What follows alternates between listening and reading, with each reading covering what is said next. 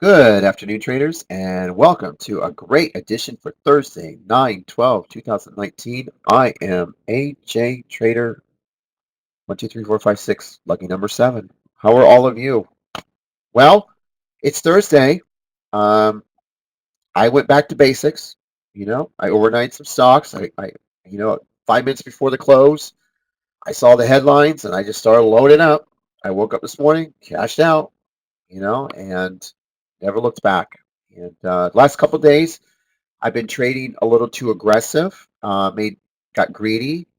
Um, I needed to get humbled, so I had 2 red days, and now I'm back to greed again. So sometimes you need the market to humble you a little bit. Sit your ass down for a second. Go, hey, and remind you. You know. So when I had green, I wouldn't take it. I want more. You know. I got too greedy, and I broke rules. But hey, I got humbled. Now I'm back again. So today, um, we had some really good stuff today. I got 100% from the chat room. I'm grateful to that. I worked very hard for it. We traded Cint, ADVM, uh, TLTH, IVA, Fran, DXC, Activision, OXM, Ring, OLED, best trade of the day, TDD, Netflix, and SDC. Now, SDC, what happened? Why is it down? It's supposed to be the hottest thing. I liked it. The key was the opening. I cannot stress it enough. This morning, I told everyone, in my opinion, for us to get excited, this must open between 14 and 17 million at 25 and under. If it doesn't hit one of those things, if it doesn't come close to that number, this is 58.5 million shares. If it does not, the stock is gone. You do not buy the stock. It's all about the opening. I've been doing IPOs for 16 fucking years. Okay, so why didn't SDC work? And it was one of the most hyped. Did you watch them this morning on the NASDAQ scrambling around, trying to find buyers at 23, 22, 21? There were no takers. 6 million, 6.8 million. It was ridiculous. Nobody wanted this. And you want to see the end result? If you open less than 14, 15 million shares, you're fucked. You're just a short. You want to see? Ding, ding, ding, ding, ding. Here's the opening. 9 million shares. 9 million shares. Okay? It's gone. There's nothing you can do. You could bounce it off 19 when it opened up, maybe get a buck, but it's gone. And the stock continues to sell off. I'm a buyer at 15. I'm okay to buy that. When the chat room tells me it's 15, I'm going to lean into it long. I'm going to scale in, put on a swing, and I'll take it back through 20. Remember, it priced $23 on the high end. Okay? I put it under notables because it's never traded before, so there's no history of the stock. But you see, imagine being with a professional day trader and there's no history of a stock, and yet that trader can tell you exactly how it's going to trade out. Okay? Think about it. So I think the stock will go lower, and it's only done about 47 million shares, and it reminds me of Myrna. So this was a really one to stay away from, and we did very, very good on it. And I want to thank JT and James in the chat room because they were both suggesting that they didn't like the IPO gurus in our room, and I agreed with them 100%. The next trade we did was a stock called OLED. Now this, you had to be here. You had to be here. You just did, because this caught a downgrade this morning. All right, with $130 price tag from a level. What do you call it? a tier 2, tier 3 analyst. But it was the $130 from 200 that just was, I can't even tell you. It was amazing. And so I did tell everyone under the item number 10, I wanted them to start scaling in short to 184.50. It was already gapping down 9. And normally I don't tell them to do that, but I felt, listen, if you could take 50 or 100 shares and can afford a 5-point pop at the open and add to it, you will be rewarded because the stock will head to 170. It is going to 170 today. I got you. It's going to bleed out. I wish I could get the pop to 190, but why don't you start now at 184.50? I want you to see how accurate this call was. If you were in our room and you took the short at 184.50, right there, you see it? Look what it rewarded you in a matter of minutes. In a matter of 10 minutes, you were rewarded with 10 points. And after I said it would hit 170 area, I said it would bounce 6 points minimum. 1, 2, 3, 4, 5, 6. And I wrote it right here. You want to see another one? And here's the 6 to 9 point bounce. And it actually, if you do the math, look where it bounced. 173 plus 9 is what? That's 182. It hit 185. It's pretty awesome, huh?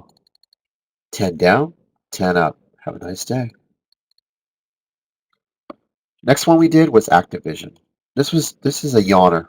I mean, we just yawn. Can you give us something hard? This is a typical play in our room. Got an upgrade, gapping up. I mean, this is what we do. I mean, it's just pure and simple. Pop at the open. I even gave you exactly what it would hit on Activision right here. Item number 7. Pop at the open, 57.75, scale in short. The stock will gap fill to 55.25. No ands, ifs, or buts. Simple trade. Anybody can do it. Never traded in your life? That's what we're about. Pop at the open, 57.50. Here's 57.25 entry. Have a nice day. And look where it hit. 55.25. You want to see another one? How about OXM? Well, I don't know what that is. I know.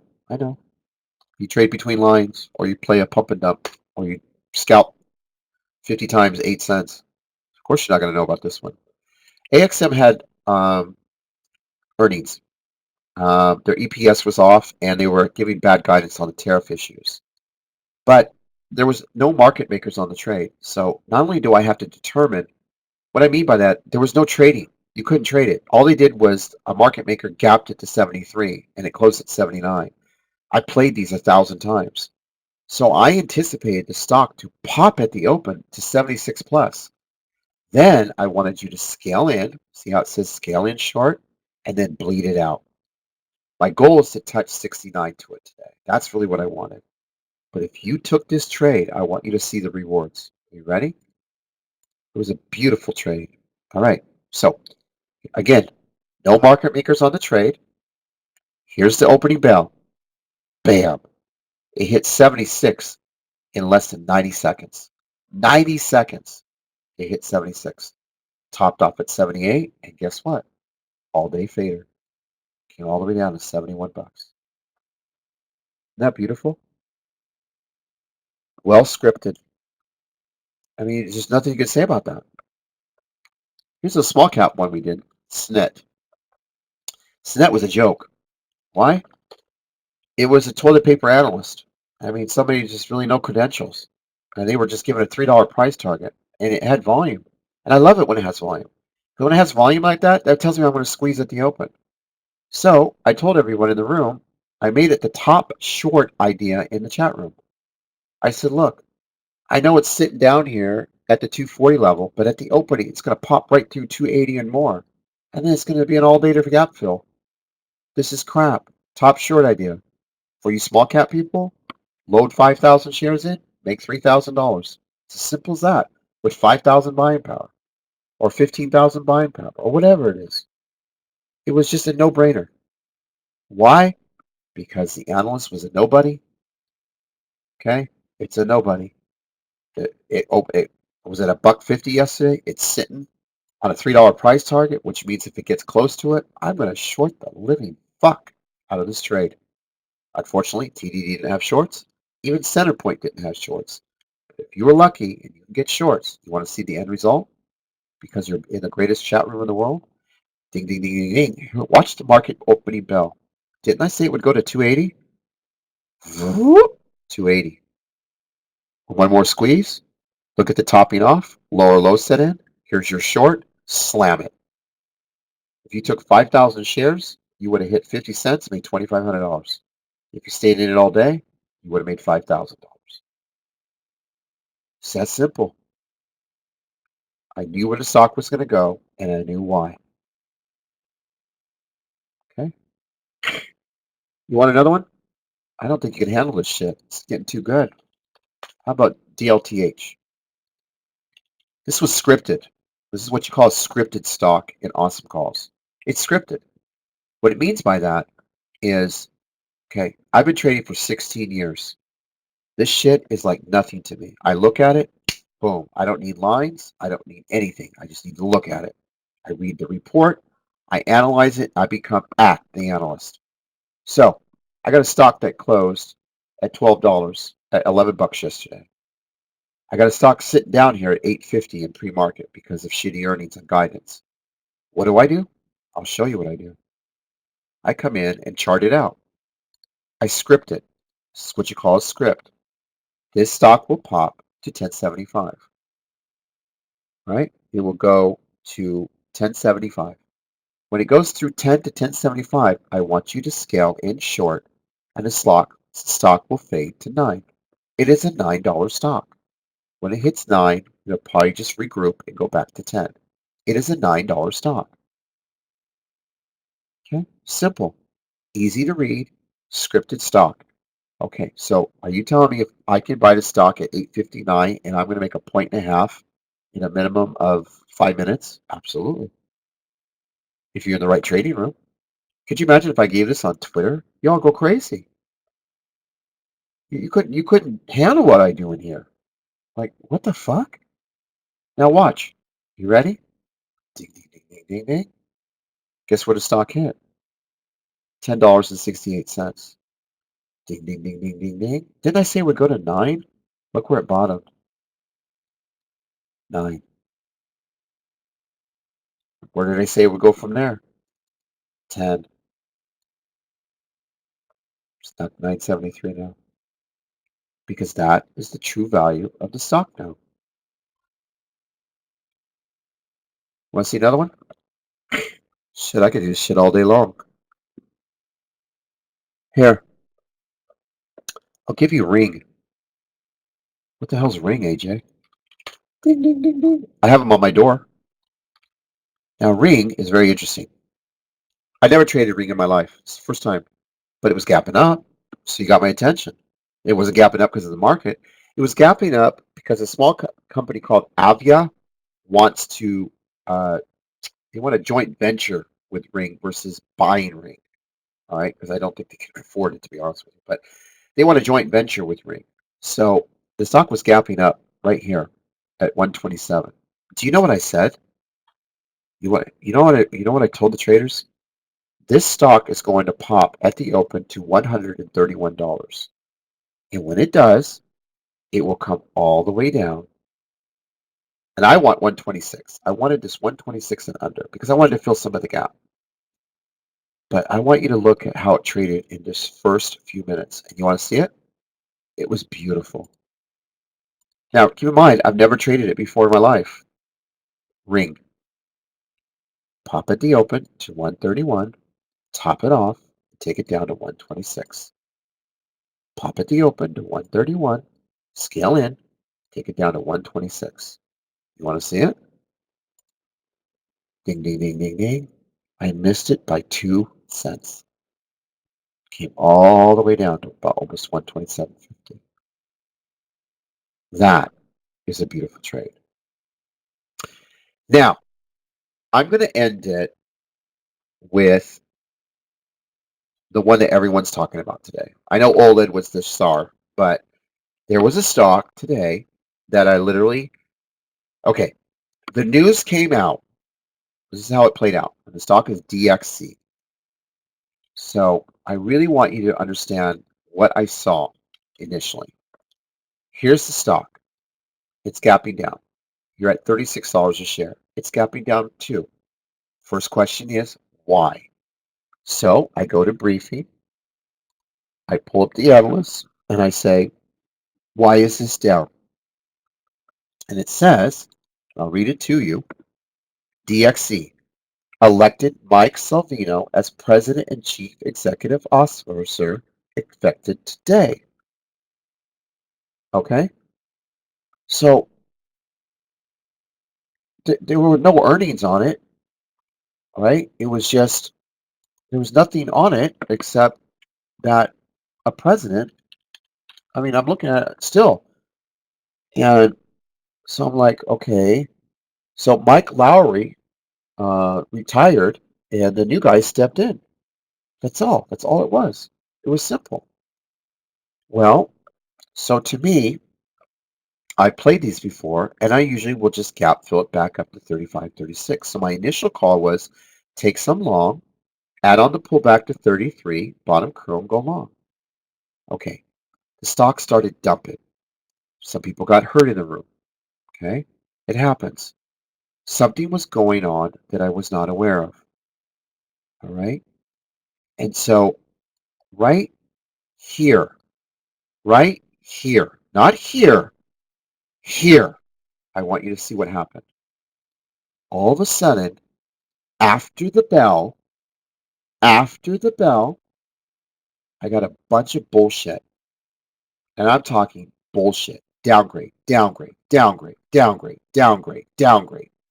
Everybody was downgrading the stock. And I went, what the fuck? It was just, what? All right. And they started cutting the price targets. I'm talking from 90 to 30. I mean, it was just, what? And once I saw, I think it was, who was it? It was Susquehanna hit 40. There was another one that I'm trying to find it for you that put, I think it was right after it. Who was it? Who gave me the $30 price target? Was it Evercore? 34 was Evercore, but there was another one at 30. And I'm trying to see if I can find it for you because it came out. I thought it was from not Susquehanna, but I thought it was from one of our top guys. So anyway, it came down. Which one is this? It was Well, anyway, I went off to Evercore and I look at the lawsuits being filed. I mean, are you kidding me? Just all the garage salesmen. And so they were all cutting it. Susquehanna and Evercore just were gutting this thing. So once I saw the $30 and $34 price targets, I knew what was going to happen. I immediately told everyone, okay, stop. Stop. Take a chill pill. I'm going to walk you to profitability. I know what to do now. Now that it's in front of me, I know exactly how to trade this stock. So I immediately charted it out. I reversed my opinion along the stock. I went out. I did 180 out. I want you to look at the 180. You see how it bottomed out right there at that 30 area? That's where I knew the stock was going to go. Now, I had to do this quickly. So once I charted it, I immediately said to myself, okay, I want you to look what happened. Right here is when the analysts came out and started cutting the stock. Well, look what happened. They started getting bought up. This was not getting bought up on weakness. Okay. These were shorts coming in, short-term short sellers that wanted to pound the stock to 30. We already charted it at 30, but these guys came in and wanted to make $500,000, 250 grand, 400 grand. It was just a perfect opportunity because the stock was going to sell off. So what I did is I said, the stock's going to curl on short sellers coming in. They're going to take the stock to 32.40. They're going to top it off because I was looking right here on the curl, 32.40, and from there it's going to pull to 30, and I'm going to chart it out to 30, and like fucking clockwork, 32.40 and slammed to 30. So even though you got hurt here, I was able to save your ass here. You just had to believe in the trade. Once it hit 30, shorts came back in. Now we got fresh buyers. I didn't give a shit about the fresh buyers. I cared about the short because I knew that was the bread and butter of the stock. And these same people that shorted the stock are the same people that covered the stock right here. And they got paid. It was such, it's the first time in a long time I've had to do, I don't recall in the last year ever having to stop and redo. Now, because of full transparency, I can't go in here and change my notes. They are what they are. I don't change anything I write. All right. I hold myself accountable. I wrote it. You know, you want to kick me down? Fine. Do what you need to do. But I was able to make it profitable for everyone. And so much so that Twitter just literally went crazy. I mean, I saw some amazing people do amazing things with that stock. And it was a wonderful to watch. I mean, here's a perfect example of, I'm just going to give you one great example, which we all love, is Mr. Earl. Mr. Earl came in, and this is what he did right there. When AJ said, now he was down $880, almost $1,000. When I said, no, no, no, reverse it, it's going to 30, he got his 1,000 back. He made $1,981. Now, that is amazing. And Nicholas here, I mean, Nicholas, look at this. This was the most beautiful tweet I've ever seen. I knew AJ was going to be right. He has the ability to look into the future. He said the bounce were just shorts building positions, 32.40. He then called the $30, and that's where it hit. I mean, that's love. I don't know what to say except, wow, thank you. But that's exactly what I did. So, and then of course, Palmer, I love this. This was just absolutely beautiful today. I mean, I don't know what to say. God, I love Palmer. He just makes me smile. But I love this. You know, if you're not following Palmer, you need to. He is a pay what forward trader, always helpful, always helping, makes money every day. You know, every day he averages about $400 or $500 a day, every single day part time. And I love him being in our room. He's such a great leader and inspiration. But hey, that was our day today. We had many more trades from the great dark side and Janny and everybody else and the IPO crew and the great alerts from Adam. But it was a fun-filled day. I enjoyed being in the chat room today. I loved it. So anyway, hey, thank you for joining me on this great webinar. And if you want to be a part of our great room, just click any of the act buttons and you're in. 25 for a day, 100 for a week, or $6 and some change for a month. All right? It can only cost you $6.75 to be in here. All right, traders. So thank you. And, see you tomorrow.